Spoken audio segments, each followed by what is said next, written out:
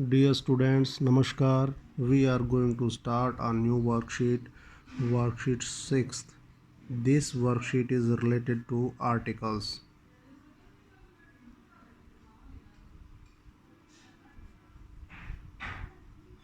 Dear students,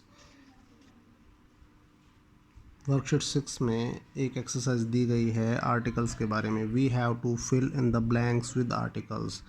तो exercise करने से पहले हम थोड़ा सा समझेंगे कि आर्टिकल्स क्या हैं. There are basically 3 articles. We have 3 articles. प्यारे बच्चों, 3 आर्टिकल्स होते हैं हमारे पास. ए,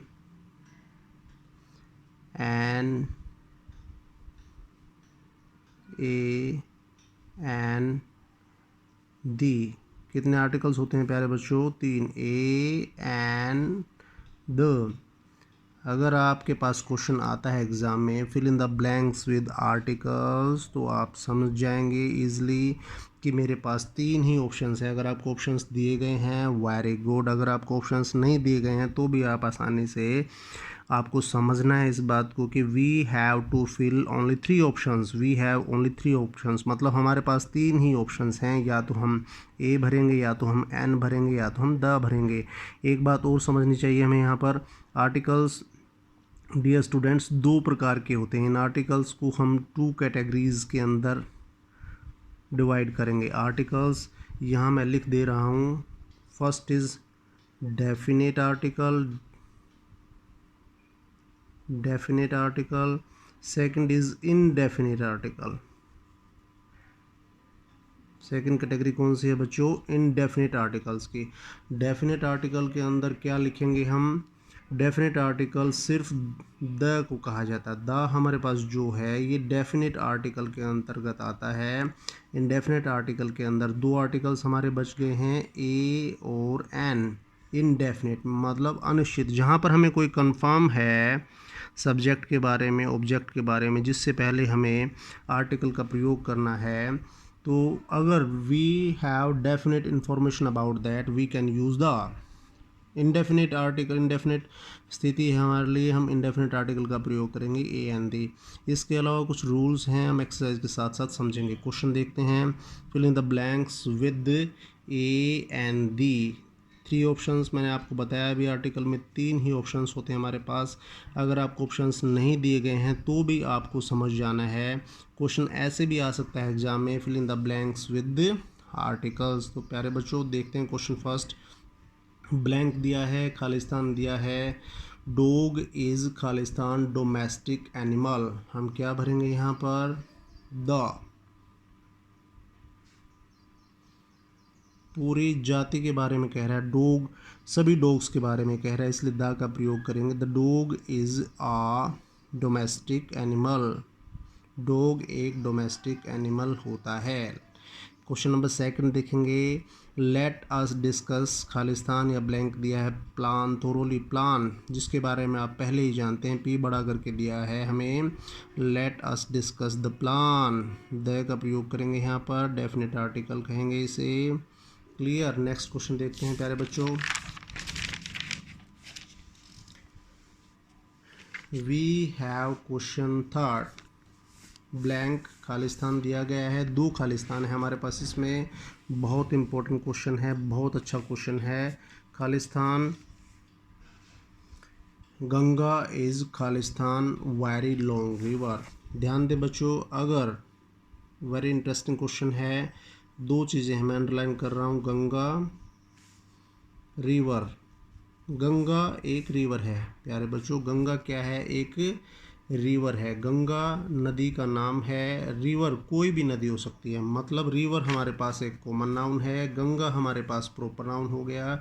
ऐसी स्थिति में जब चीज़ें कंफर्म है तो हम दा का प्रयोग करेंगे. और जब हमारे पास में रिवर कॉमन नाउन की तरह आया है, यहाँ पर रिवर से पहले वेरी भी आया है.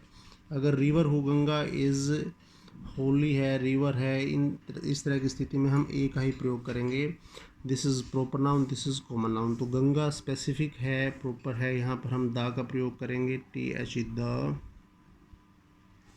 Ganga is a very long river, Ganga बहुत लंबी नदी है। नेक्स्ट क्वेश्चन देखेंगे, येस्टरडे आई स्पेंड खालिस्तान आर क्लीनिंग खालिस्तान हाउस। ध्यान दे बच्चों, खालिस्तान के बाद जो भी हमारे पास वर्ड है वो बहुत इम्पोर्टेंट होता है, उसी के आधार पर हमने निश्चित करना है, उसी से हमने पहचानना है कि हमारे ब्लैंक में क्या आएगा। आर एच से शुरू होता है। एक बात जो आपको बतानी है, आर्टिकल्स में एन का प्रयोग कहाँ पर होगा प्यारे बच्चों। एन के लिए हमेशा अगर हमारे ब्लैंक के बाद वोवल्स हैं, ब्लैंक के बाद क्या है बच्चों, वोवल्स। वोवल्स क्या होते हैं, ए ई आई ओ यू।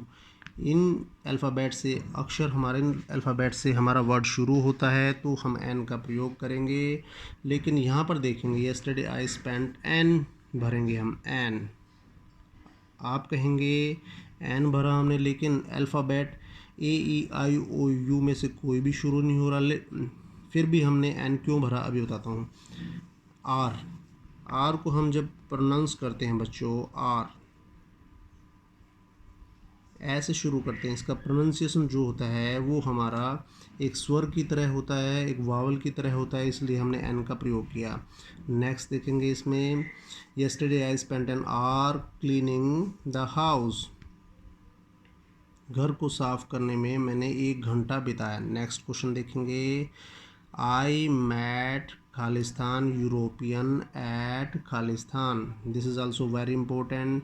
आई मैट, एन आना चाहिए हमारे वावल्स के रूल के हिसाब से। बहुत इंपॉर्टेंट बात बताने वाला हूँ बच्चों, वावल्स चाहे बेशक हैं, वावल से शुरू हो रहा है हमारा वर्ड, फिर भी हमें उसका प्रोनाउंसिएशन को देखना है। यूरोपियन, इसका प्रोनाउंसिएशन आप देखेंगे तो हम लिखेंगे यूरोपियन। क्या बोला जा रहा है, यूरोपियन। यह से शुरू हो रहा है, यह एक स्वर नहीं व्यंजन होता है अल्फ़ाबेट्स के अंदर। आप इसको वोवल्स से अलग ए या यू में से तो है, लेकिन इसकी जो आवाज़ है, जो प्रोनाउंसिएशन है, वो हमारा व्यंजन की तरह आ रहा है। इसलिए I met a European at the station. मैं स्टेशन पर एक यूरोपियन से मिला। नेक्स्ट देखेंगे, he can play a guitar. Simple question है, कोई स्पेसिफिक बात नहीं है, वो गिटार बजा सकता है, गिटार को बजाना आता है उसे। नेक्स्ट 7th खालिस्तान कोयर सैंग खालिस्तान मेलोडियस सॉन्ग। कोयर होता है बच्चों भजन मंडली, गीत मंडली, तो दा भरेंगे हम यहाँ पर। द कोयर भजन मंडली है, गीत गाने वाली मंडली है। सैंग आ मेलोडियस सॉन्ग, भजन मंडली ने एक बहुत सुंदर मीठा मधुर गीत गाया। नेक्स्ट क्वेश्चन देखेंगे, खालिस्तान किंग गेव आर्म्स टू खालिस्तान। स्पेसिफिक क्वेश्चन बनता है हमारे पास, कोई राजा है वो भिखारियों को दान देता था। The king gave arms to the beggar. राजा है एक, वो भिखारियों को दान देता था। गेव, तो दोनों में हम दा का प्रयोग करेंगे। The king gave arms to the beggar. Next question देखेंगे, खालिस्तान स्काई वाज विदाउट खालिस्तान सिंगल क्लाउड। तो 9th क्वेश्चन में देखेंगे, the sky was without a single cloud. आसमान में एक भी बादल नहीं था। नेक्स्ट क्वेश्चन देखेंगे, नोट खालिस्तान वर्ड वाज सेड टू खालिस्तान। नोट अ वर्ड, एक वर्ड भी नहीं कहा गया। Was said to the stranger, stranger को एक भी शब्द नहीं कहा गया। डियर स्टूडेंट्स, उम्मीद करता हूँ आप अच्छी प्रकार से समझ पाए होंगे। इसको ध्यान से देखना है, समझना है, समझने के बाद इसको आपने वर्कशीट में साफ साफ करना है। जिनके पास वर्कशीट्स नहीं हैं वो नोटबुक में इसको साफ साफ करेंगे। Thank you students.